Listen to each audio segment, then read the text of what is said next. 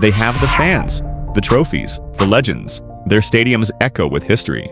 But there's one thing missing, one prize that has eluded them time and time again. In the world's greatest club competition, the UEFA Champions League, some giants have never lifted the crown, and the reasons painful, unbelievable, sometimes tragic.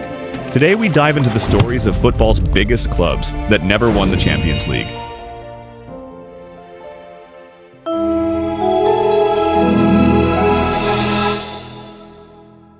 London's pride, a club known for its tradition, its class, and for years its style under Arsène Wenger. In 2006, Arsenal stood just 14 minutes away from glory. Despite being reduced to 10 men, they led Barcelona 1-0 in the final. But then came the heartbreak. Eto'o and then Belletti. Barcelona 2, Arsenal 1. Since then, Arsenal have never been back to a final. The Invincibles conquered England, but Europe? Still a dream. If any club deserves sympathy in Europe's cruel theater, it's Atletico Madrid, 2014, leading until the 93rd minute. Sergio Ramos levels it. Real Madrid go on to win 4-1. 2016, another final, another heartbreak. This time, penalties. They've been to 3 finals, they've fought with blood and grit, but glory? It slipped by. Again. In the shadow of the Colosseum, Roma fight their own gladiatorial battles. And the Champions League has always been their cruelest arena. 1984, at home in Rome, the final, against Liverpool. Penalties and heartbreak. In 2018, they stunned Barcelona with an epic comeback, but fell short against Liverpool in the semis. Roma has passion, loyalty, history, but Europe's crown remains beyond their reach. In the early 2000s, Valencia were Europe's dark horses, fierce, tactical, and led by legends like Gaisca Mendieta. They made back-to-back finals in 2000 and 2001, lost to Real Madrid, then to Bayern on penalties, 2 years, 2 finals, 0 titles. Since then, financial chaos, manager changes, and a long fall from grace. They touched the stars, but never held them. In 2019, they produced one of the greatest comebacks ever, Lucas Moura's hat-trick in Amsterdam. They reached the final, the stage was set. But Liverpool struck early and never let go. Spurs had the dream, the run. But the ending? A familiar London story, hammer close but no cigar. Napoli, the city of passion, the club of legends, the home of Diego Maradona. They conquered Italy in the late 80s and returned to the top in 2023 by winning Serie A again. But in Europe?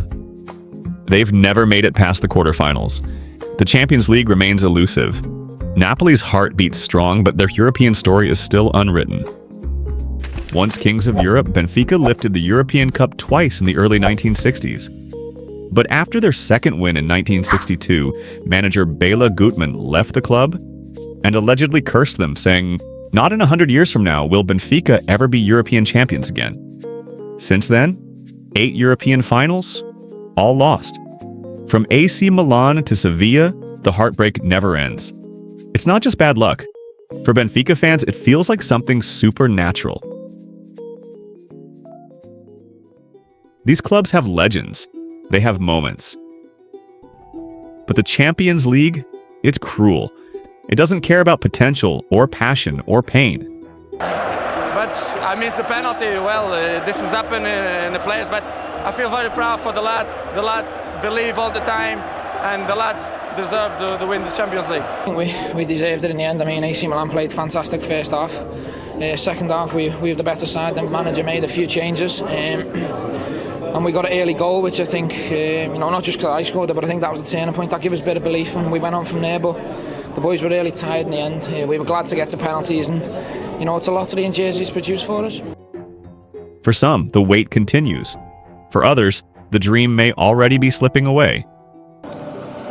Oh, first of all, congratulations to Bayern Munich, because they won. So it's not important to speak about what happened in the game. So that's the game.